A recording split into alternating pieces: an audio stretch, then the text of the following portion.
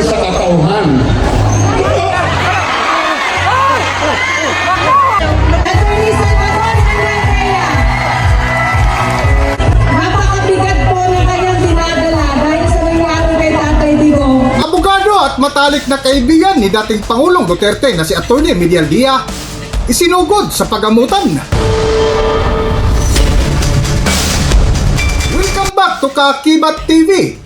Ipinagdiriwang nga kahapon na 81st birthday ni dating Pangulong Duterte, isang leader na nagmarka sa kasaysayan bilang kauna-unahang Pangulo mula sa Mindanao at kinikilalang strongman na naglatag ng matinding kampanya laban sa kriminalidad at illegal na droga na sa kabila nga ng kanyang kasalukuyang sitwasyon sa The Hague, Netherlands, patuloy pa rin ang pagbuhos ng suporta at pagbati mula sa milyong-milyong Pilipino na kanyang mga taga-suporta mula sa iba't ibang panig ng mundo at sa ating bansa dahil para sa marami, si FPRRD ang simbolo ng isang leader sa kanyang panunungkulan mula 2016 hanggang 2022 na naging sentro ng kanyang administrasyon ang kampanya laban sa droga at kriminalidad na anyay layong protektahan ang kabataan at kinabukasan ng bansa. Sa pagdiriwang nga ng ika-81st birthday ni dating Pangulong Duterte, nananatiling buhay ang kanyang impluensya sa politika at sa puso ng milyong-milyong Pilipino na kanyang mga taga-suporta. Isang leader na para sa kanila ay hindi lamang naging Pangulo, kundi naging simbolo ng tapang at malasakit sa bayan na sa pagkanulo kay dating Pangulong Duterte.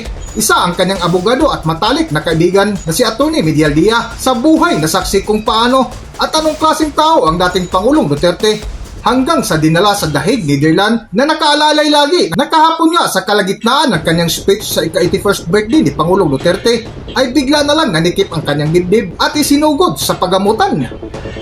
Para sa buong kwento, narito ating panoorin ang video. Baka sumayaw ako.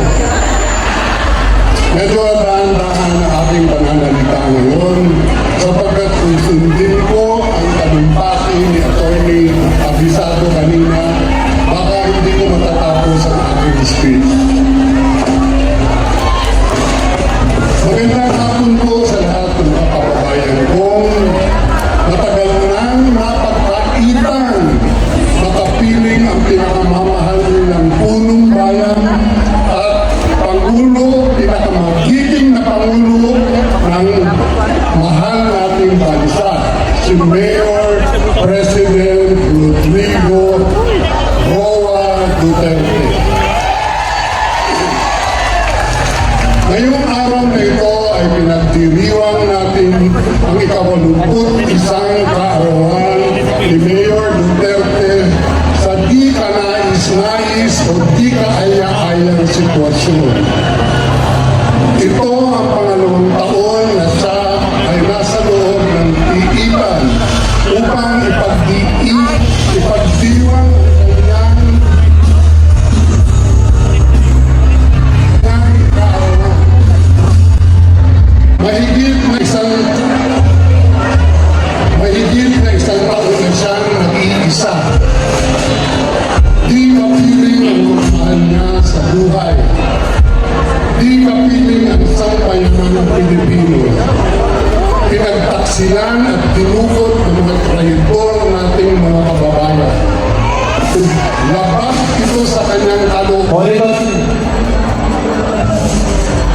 at sa ating mga batas na dalhin siya sa banyagang lugar upang litisin sa mga bintang na dapat kapwa nating Pilipino ang siya lamang ang dapat dumidingig at umatol.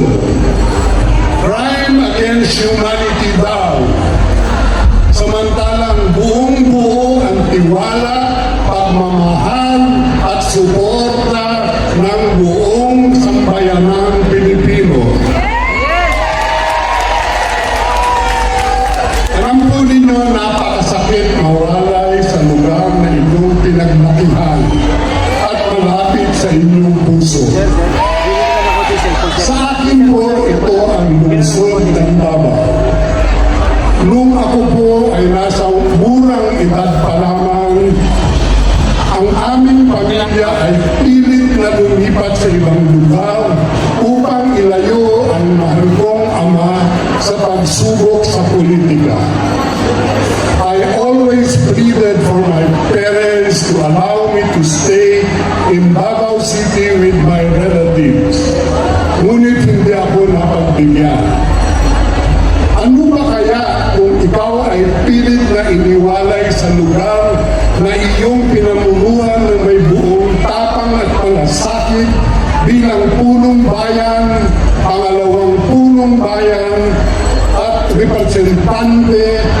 sa higit kumulang na 30 taon at higit sa lahat 6 na taon bilang Pangulo ng bansa. Noong pakikita namin sa loob ng kanyang piitan, tinanong ko siya kung ang pinagdaanan niyang panglilipit, pagtukol at pagtataksil ng mga Pilipinong traidor ay ang pinakamabigat niyang karanasan sa buong buhay. Ito ang mga sagot niya sa akin. Dili kong pinakalisod ang COVID.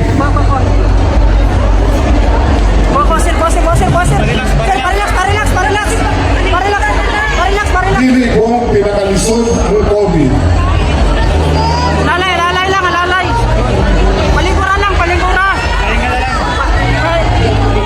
Dili kong pinakalisod ang COVID. Pero pinani sa serbisyo sa katauhan.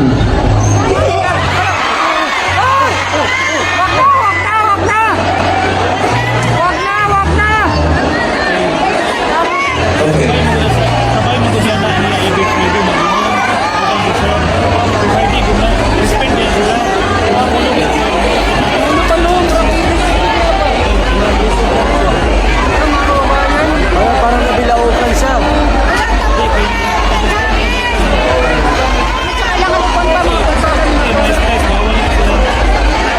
Umiiyak kasi siya eh. Umiiyak siya.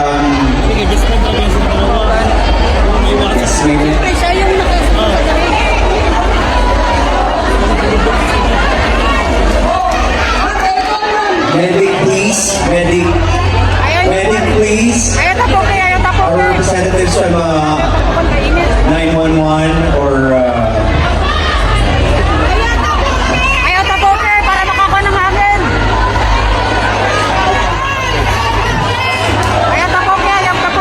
Responder na to, no? Paliw. Please give some way. Please hindi tayo magtabok. Para makaginawang parang si attorney. He's okay. We just need some medical assistance for attorney Miguel Dea.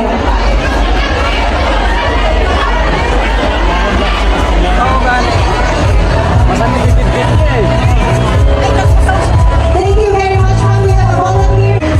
But to ensure the safety of Yes. attorney Salvador Miguel Dea, our medic team will intervene and will bring him to the closest medical facility. yes. Attorney Salvador Miguel Dea, napakabigat po ng kanyang dinadala dahil sa nangyari kay Tatay Digong. Yes. So it is understood na talagang sometimes pag hindi natin kinakaya, talagang nagiging up yung katawan natin. But everything is fine. Thank God he is okay. Once again, pasalamatan po natin ang effort ni attorney Miguel Dea to come here.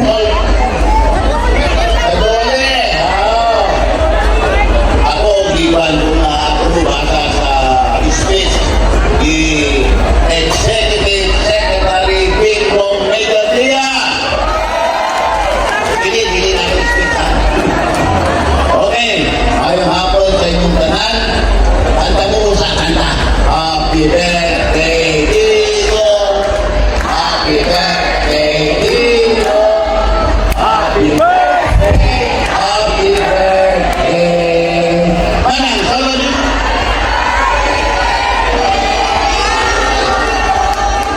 Okay, si Manang. Murag sinora-honor. Damang-dama ko ng kasalukuyan pinagdaraanan ng krisis si Mayor Duterte lamang ang siyang may kakayahang itawid ang sabay ng Pilipino sa ginhawa tulad ng pagtawid niya sa atin noong panahon ng COVID crisis. Ayun mo mo.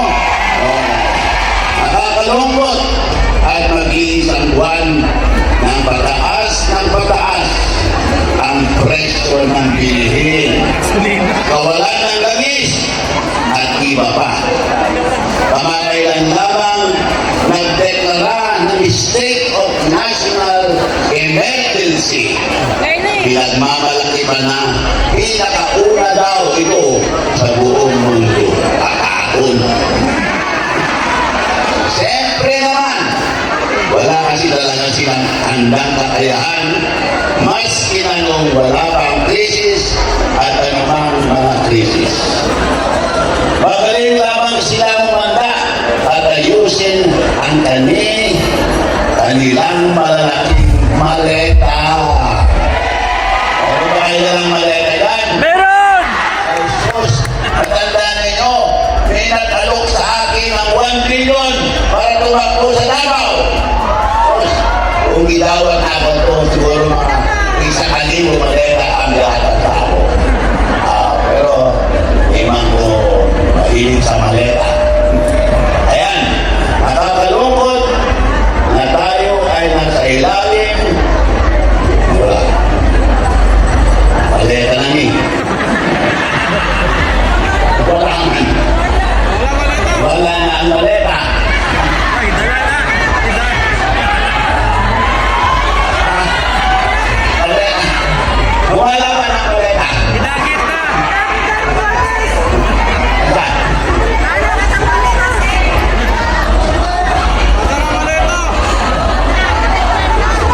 Ayan. Senator Bongo, basig na kayo maleta niya.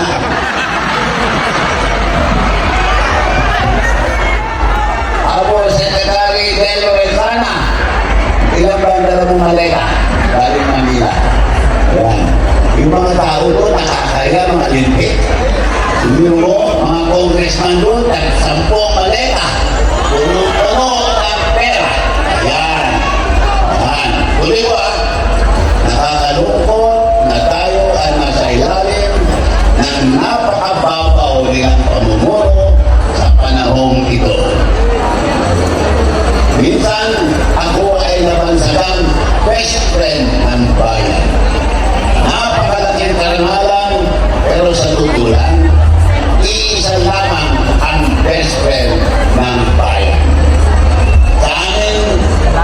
Sa anim na taon kong pinagsisilbihan kay Mayor Duterte, di ko siya nakita matras sa serbisyo para maayos lamang ang kapakanan ng bawat Pilipino at bawat Sintro ba? Sintro! siya ang tunay na best friend ng Wala na, bayan. Sintro! Pero alam niyo, ako ang best friend ni Digong. Kasama ko yan sa YMCA 1964 hanggang 1970. Oo, palagi kami kumakain ng adobong ilong. Ayan, hindi man natin siya kapiling sa kanyang karawan ngayon. Lagi nating iparama sa kanya ang buong nating pagmamahal at sabay-sabay nating ilingin sa ating mga dasal. Buong may kapal na ibalik siya sa bayan. Baka nabalik ibang bayan na dali. Pinamumunuan niya ng may buong tapang at malasakit. Bayang minahal. Minahal niya ng mahigit pa sa kanyang buhay. Kanyang magmahal si Tatay Digong. Ibalik si Tatay Digong at sabay-sabay natin isigaw, Happy Birthday, Tatay Digong! Amen! Amen! Maraming salamat at salamat. Sa akong mga kaitsunang Muslim, sa akong mga silingan ng sa Davao, isapot ko ka tabawin nyo. Kaya ba naman mo dugay ka ayoko nagtrabaho kay Tatay Digong. Si Tatay Digong nahimutan ako ng murang amahan ako. Sobra pa sa amahan. Sa mga Muslim nating kababayan, alam niyo po kung gaano namin kayo minahal ni Tatay Digong dito. Pantay-pantay ang trato niya sa inyo rito. Ako nga mismo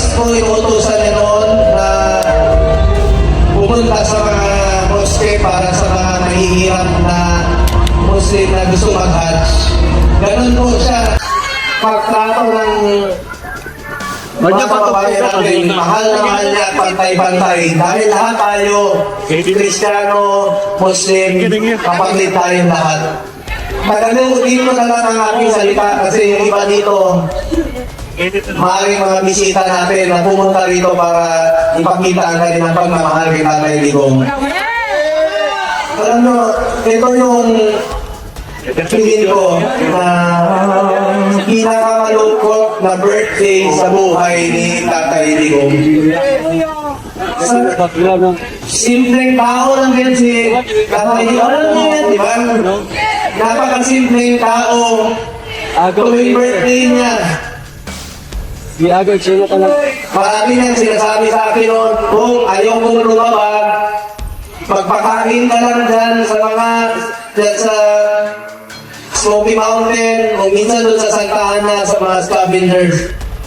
Pakainin mo sila, yung mga cancer patients. Sabi niya, ayaw ko lumabas. Gusto ko, mag-isa lang ako, kasama ko ang aking mga anak o apo. Ganun po kasimple si Tatay Digong tuwing birthday. Pero, iba po ang sitwasyon ngayon. Mag-isa lang po siya. Wala siyang kausap, wala siyang kasama. Makiusap ko na po sa inyo, ipagdasal po natin si Tatay Digong. Huwag tayong tumigil sa pagdasal sa kanyang kaligtasan, kalusugan at kalayaan. Huwag tayong tumigil. Alam niyo si Tatay Digong, ginawa lang niya yung trabaho niya para sa bayan. Hindi na dapat tatakbo ng presidente nun eh. Hinihilir ng tao. Ngayon, nagservisyo po siya sa atin. Ginawa niya po ang lahat para sa kinabukasan ng ating anak. Kaya, makakalungkot lang po. Isa ito sa pinakamalungkot na birthday ni Tatay Digong na mapalayo ko sa ating mga kababayan. Mga nabawin niyo, mga minamahal kong kababayan, salamat sa inyong pagmamahal kay Tatay Digong. Sana po ang inyong pagmamahal kay Tatay Digong, may pakiusap lang po ako sa inyo. Mahalin niyo rin po ang kanyang buong pamilya na nagsiservisyo rin po sa ating mga kababayan. Salamat rin po sa mga kasamahan niya rito. Ito, maramihan dito, nakasama pa niya sa City Council noon, sila Councilor Dayang-Hira, Councilor Alvain Alejandre. Yung iba, mga anak na po, si Councilor Acosta, Councilor Tech, Councilor Villapuente, Councilor Bumbuyan, Councilor Maripot. Anak na po ito, ng mga anak, ikasama niya. Tapos, support ang ating mga kasamahan po sa kabinete ni Tatay Digong na patuloy pong nagmamahal, nagdadasal po kay Tatay Digong. Mga cabinet secretaries niya, nandito rin po kanina. Ayan si Attorney Jimmy Bonroc, ang ating future senator din po. At kasama ko po yan sa Duterte. At si Congressman Cardema, chairperson ng NYC. Siya yung sa Duterte Party League. Very nandiyan pa rin po na patuloy na nagmamahal. Mora to, kanang hangin lang ko sa inyong tanan. Hindi ka mo undang sa pag-ampo sa maayong panlawan sa maayong kahitang ni Tatay Digong. Kaya mo naman mo giun sa pagpalangga ni Tatay Digong. Habang kasimpleng tao, sa tinood lang, kung nasakitan mo, kung nasaktan mo kayo, pag nasaktan ko ako dahil halos araw-araw kong kasama si Tatay Digong since 1998 hanggang 2022 dahil umuwi na siya rito. Ako, may trabaho po ako sa Manila. Pagkabuntag yun na, pagmata niya, mahumusta, unsa rin kahintang sa tao, unsa rin kahintang sa syudad. Antod ka kung nahimo sa presidente, sakit kayo sa akong lugan na mo, sobra kasamahan ng akong trato sa iya. Ang akong mamahan ganit, tulong na tuwing hindi magkita, hindi po kami nakikita ng aking tatay sa loob ng 3 taon. si Tatay Digong, wala pang 3 araw, problema magkita ni nananat na, muna sakitan kayo mo. Kung namay nasakitan tayo, kung meron man kong nasaktan dito, ako po yun, na talagang depressed po ako sa nangyari. Ang wish ko po ngayon sa birthday ni Tatay Digong, sana makauwi na tayo dito sa ating bayan. 81 years old na po si Tatay Digong. Sa pinood lang, sabi ko nga, harmless na si Tatay Digong. Dili ka ito makasakit sa ila. Mas harmful kung tuwa siya sa layo, laing nasod, layo. Ang gustong ginabuhi ni Tatay Digong, muuli na rin. Mag-service na niya sa City Hall. Magtrabaho na lang niya para mag-servisyo sa inyong tanan. So, nakikiusap po ako sa inyo, huwag mo tayong tumigil na ipagdasal po si Tatay Digong. Ito ba naman si Secretary Medallia? Daluoy, dali ko kanina. Kaya kung naman mo nga pag kala sa Netherlands sa iyan, siya po'y kauban sa aeroplano. Pag-abot niya nga ito, dinala sa hospital si Secretary Medallia. Kaya i-atake siya. Nakawag tong security ni Tatay Digong, yun niya na nawala ng namuti ng mata. Dibutangan sa pacemaker na to. Wala to siguro karon na ito, idara naman po, 74 years old na po si Secretary Medallia. Parang po na to, Secretary Medallia. So, salamat kayo sa inyong pagbangga. Mga napawin nyo, mga minamahal kong kababayan. Maraming salamat po sa inyong pagmamahal. Tatay Digong. Salamat kayo. Pinagkato agad mo rin Tatay Digong sa Tinonda. Duterte! Duterte! Duterte! Duterte! Duterte! Duterte! Duterte! Kung nahanap ko ganun sa Tatay Digong, malipay ito na ang inyong sumuwanta kung pagbangga ka niyan. Dagang salamat kung kayong gabi sa inyo. Once again, ladies and gentlemen! Alam nyo, kwentuhan ko lang kayo ng mabili. Kami ay lumaki sa hirap. Paliman-liman kami ng bahay. Nagre-renta kami. Buong kabataan ko. Tapos nag-install lang ako sa UP, University of the Philippines. Tapos naging core commander ako ng ROTC sa UP Diliman. After nun, na-appoint ako ni Pangulong Rodrigo Duterte bilang chairman ng National Youth Commission dahil gusto niya ang mga kabataang Pilipino ay maging disiplinado at merong pagmamahal sa bansa. Hindi ako anak ng politiko, wala akong masyadong kakilala, sumuporta lamang ako dun sa tumatakbong presidente galing Davao dahil alam ko na sa puso niya ang tunay na pagbabago ng bansang ito. At noong mga panahon yun, sinasabi ko kay Secretary Bongo, Sir, nandito po ako lagi para sa inyo.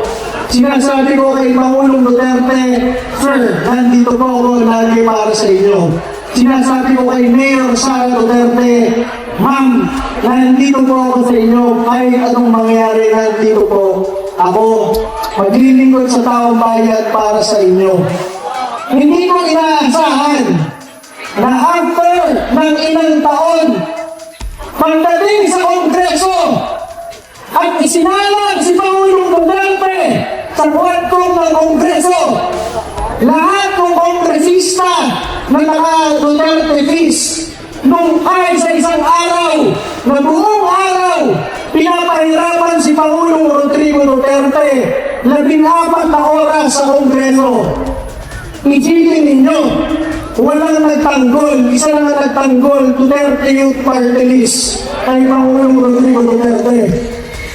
Kaya kaya kong sabihin sa inyo, aming mga kababayan, na ang inyong Duterte Youth Party List, hanggang dulo ay naging boses at kinatawan ninyo sa pagtatanggol kay Pangulong Rodrigo Duterte dahil sa araw na pinapahirapan sa Kongreso. Wala man lang kayong isang kongresista na nagtanggol kung hindi ang inyong Duterte Youth Party List. Ang after kung naging 4 na oras na yun, hating gabi, lumapit si Pangulong Duterte nakatungkol.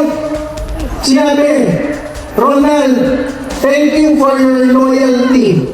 Alam nyo, mailang-iyak ako, makita ang Pangulo ng Pilipinas lumapit sa'yo na lahat ng kongresista dati dumidikit sa'yo nung araw na isinalang ka sa Kongreso. Wala man lang nagtanggol kahit isa. At masabi ko sa inyo, nung nandun si Vice President Sara Duterte, natulog sa Kongreso dahil tinitain ang kanyang Chief of Staff, Laika Lopez. Ang ilang rin, Duterte Youth Party List, kahit sa isang sumaklolo kay Vice President Sara Duterte sa Kongreso. At pagkatapos nun, sumama tayo kay Secretary Bongo, kay Senator Bongo, kay Vice President Sara Duterte, at kay Pangulong Duterte sa Hong Kong, kasama ng mga OFWs. Pag-uwi namin, magkasunod na flight, dinakip na si Pangulong Rodrigo Duterte, at masabi ko sa inyo, doon sa gate ng Villamor Air Base, hindi isa lang ang senador na nakahawak sa gate, Senator Bongo, malakpakan po natin. At mula sa Kongreso, ang nag-iisang kongresista na kasama ni Senador Bongo, nag-aantay kay Pangulong Rodrigo Duterte sa gate ng Villamor, Duterte Youth Party List ninyo. Kaya masabi ko sa inyo, kung maraming nagsasabi kay Pangulong Duterte na hindi namin kayo iiwan, tayo sa Duterte Youth Party List na ibinoto ninyo bilang boses at kinatawan ninyo, hindi natin iiwan si Pangulong Rodrigo Duterte hanggang huling araw ng isang taon na dinala siya sa ibang bansa. At masabi ko sa inyo, nanalo ang inyong Duterte Youth Party List. Pinakamalaking boto sa lahat ng OFW communities buong mundo. Kahit yung mga pulis at sundalo, ang pinakamalaking boto, Duterte Youth Party List. Pero kahit tayo nanalo, hindi tayo nakaupo. Pero walang problema yan.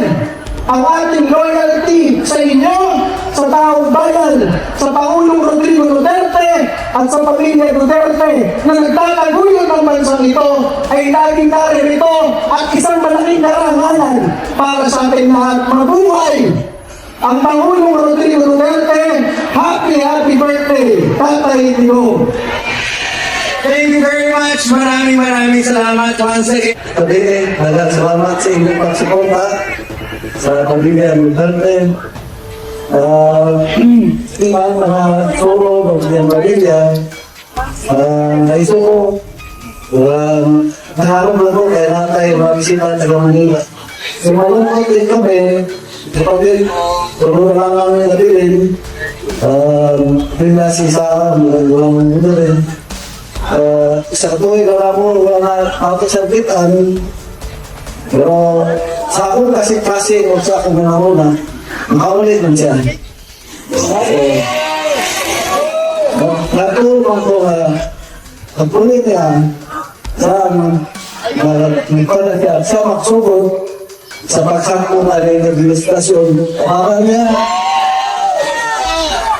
Umakan na si Vice President yan anak para doon ang Pilipinas sa mga pang-tao.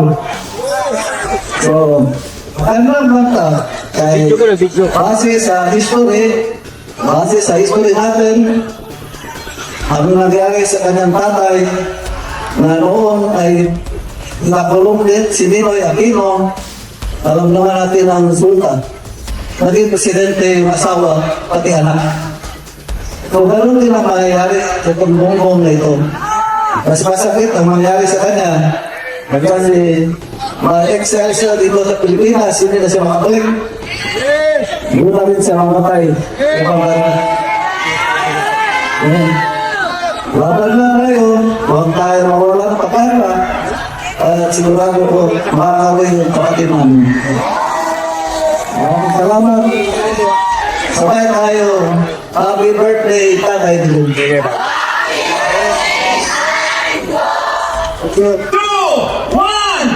Happy birthday to you. Happy birthday to you. Happy birthday. Happy birthday.